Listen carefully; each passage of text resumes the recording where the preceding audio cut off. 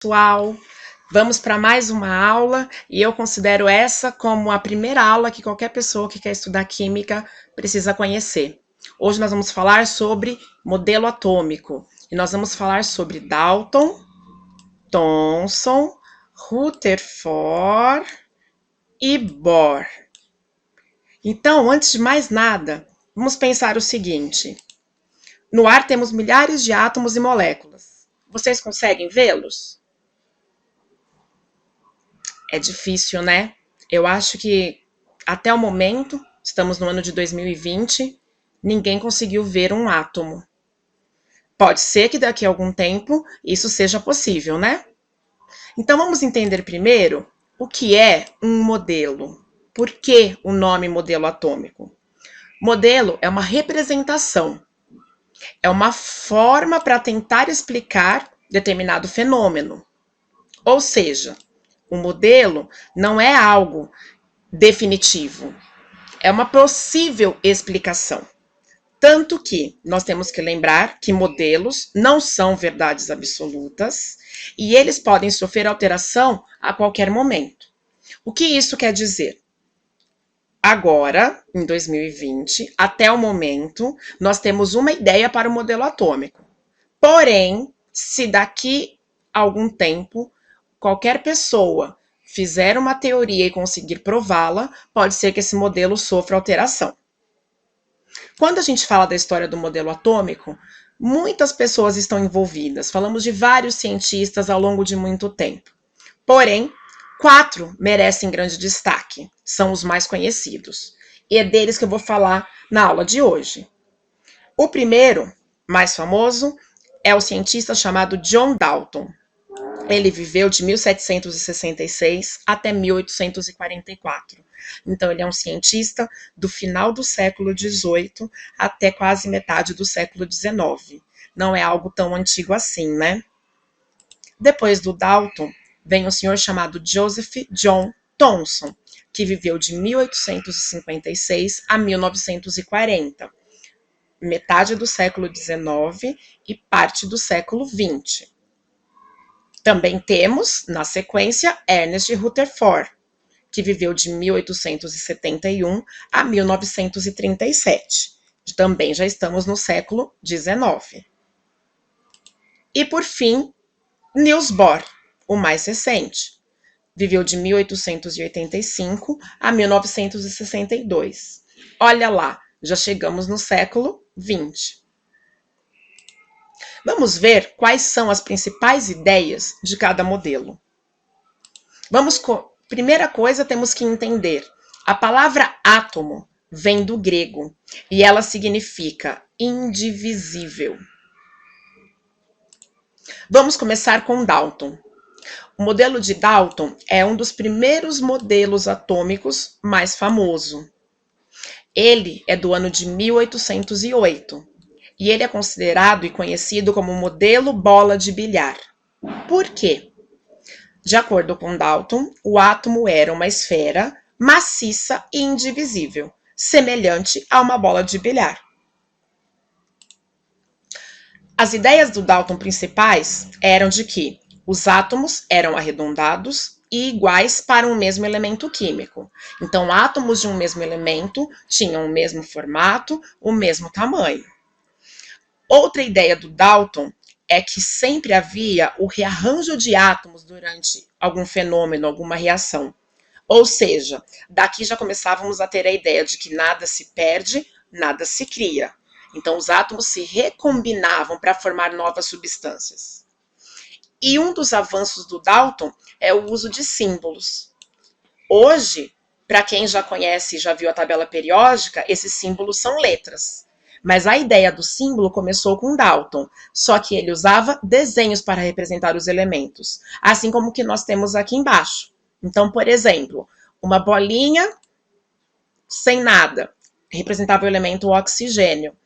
Uma bolinha toda pintada representava o elemento carbono. Uma bolinha com um pontinho no meio, o elemento hidrogênio. E assim por diante. Nesse período, na época de Dalton, essa era a forma de diferenciar um elemento do outro. Em seguida, vem o senhor Thomson. O modelo de Thomson é um modelo que data de 1897 e ele é bastante conhecido no mundo científico, porque ele é conhecido como modelo pudim de passas ou bolo de ameixas. O avanço do Thomson em relação ao Dalton foi que ele descobriu a natureza elétrica da matéria, ou seja, ele foi o primeiro a falar sobre cargas elétricas no átomo. E por que o nome pudim de passas? De acordo com Thomson, o átomo era uma esfera carregada positivamente, que era o pudim, e dentro dessa esfera tinham cargas negativas espalhadas, que seriam as passas. Essas cargas tinham quantidades iguais, eram homogêneas, por isso o átomo era equilibrado do ponto de vista elétrico. Depois do Sr. Thomson, veio o cientista Ernest Rutherford. Rutherford, o modelo dele é da data de 1911 e é conhecido como modelo planetário. As principais ideias do Sr. Rutherford é de que o átomo tinha um núcleo e havia um espaço vazio no átomo, que ele chamou de eletrosfera. O que isso quer dizer? De acordo com Rutherford, o átomo não era só uma única esfera, mas sim que o átomo era dividido em duas partes, um núcleo e uma região externa. E como ele descobriu isso? Através desse experimento, que é muito famoso. O experimento de Rutherford consistiu em pegar uma fonte radioativa. Essa fonte radioativa vinha do elemento polônio, e o polônio emitia partículas alfa, que eram partículas positivas. Ele pegou uma fina lâmina de ouro e colocou um anteparo feito de sulfeto de zinco, que funcionou como um filme fotográfico. Então, o que acontecia? Qual era a importância desse anteparo? Como a radiação não pode ser vista a olho nu, na hora que houvesse contato da radiação com o anteparo de sulfeto de zinco, acenderia como se fosse um flash luminoso. E aí ele percebeu o seguinte, que algumas partículas atravessaram a lâmina direto, sem sofrer nenhum desvio. Algumas partículas foram desviadas em várias direções. E outras partículas nem atravessaram a lâmina, simplesmente retornaram. O que será que Rutherford conseguiu provar com tudo isso? Vamos entender.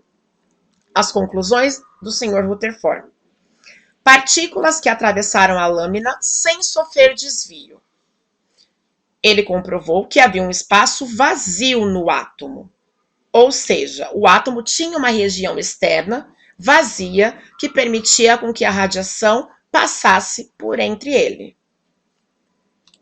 Já as partículas que sofreram desvios em várias direções. O que ele concluiu? Ele comprovou que as partículas alfa, partícula alfa, tem carga positiva. Elas sofreram repulsão pelo núcleo do átomo. Então, o núcleo do átomo também tinha carga positiva. O encontro de cargas iguais faz com que haja repulsão. Por isso que elas desviaram em várias direções. E, por fim, as partículas que não atravessaram a lâmina. É porque encontraram algum impedimento. Que impedimento é esse? Ele comprovou que o átomo tinha um núcleo pequeno e denso, e carregado positivamente. Então, esse núcleo denso impediu que as partículas atravessassem o átomo, e também, por haver carga positiva, é que estava explicada a repulsão.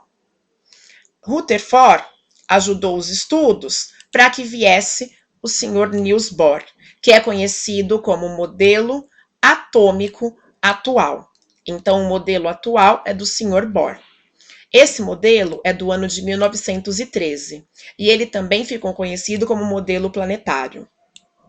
Tem alguns lugares que consideram o modelo atual como sendo Rutherford Bohr. O que ele descobriu então? Ele organizou bem as ideias e chegou à seguinte conclusão. O átomo tinha um núcleo. E dentro desse núcleo nós tínhamos cargas positivas. Essas cargas positivas ele chamou de prótons. E para que essas cargas positivas não sofressem repulsão, havia também cargas neutras, que ele chamou de nêutrons. Então, a função dos nêutrons dentro do núcleo seria manter as cargas positivas o mais afastado possível, para que houvesse uma maior estabilidade no núcleo e ele não explodisse devido à repulsão dos prótons. Ao redor desse núcleo, ele tem uma estrutura chamada de eletrosfera, que é onde estão localizados os elétrons, que são as cargas negativas do nosso átomo. Então, o átomo possui carga positiva, próton, neutra, nêutron, e ao redor do núcleo, cargas negativas, que são os elétrons. Além disso, outras contribuições do modelo de Niels Bohr. Esses elétrons, que estão na eletrosfera, movimentam-se ao redor do núcleo em órbitas circulares. Essas órbitas circulares também receberam o nome de níveis de energia. Uma outra condição importante é em relação à quantização de energia. O que isso significa? Que cada nível de energia tem uma quantidade específica de energia. Quanto mais afastado do núcleo o nível estiver, maior é a energia que ele terá. E para Niels Bohr, esses níveis, que são as camadas eletrônicas, seriam 7, que nós nomeamos aleatoriamente de K, L, M, N, O, P e Q. Então, um átomo pode chegar a ter até 7 camadas eletrônicas. Uma outra coisa interessante e muito importante: o elétron pode receber energia. No momento que ele recebe energia, ele sai do estado fundamental e passa por um estado que nós chamamos de estado excitado. Sendo assim, ele salta para as camadas mais externas. Quanto maior a quantidade de energia, mais afastado do núcleo o elétron vai ficar. Só que qual é a tendência? A tendência é que esse elétron retorne ao seu nível de origem. E na hora que ele faz esse retorno à sua camada de origem, ele libera toda a energia que ele recebeu na forma de luz, que nós chamamos de fóton. Sabe onde nós conseguimos ver isso? Esse é o princípio de funcionamento dos fogos de artifício. Então, a cor tem a ver com essa quantidade de energia que o elétron libera quando retorna para o seu nível de origem. E cada elemento tem uma cor específica. Além dos fogos de artifício, isso pode ser comprovado através do teste de coloração de chama no laboratório. Uma outra coisa importante: dentro do núcleo, além de prótons e nêutrons, o núcleo tem uma grande quantidade de energia para que essas partículas fiquem agrupadas e o núcleo seja estável, não exploda. E essa energia que encontra-se dentro do núcleo é a que nós chamamos de energia nuclear. Espero que vocês tenham entendido. E por hoje a gente encerra a nossa aula. Muito obrigada e até a próxima!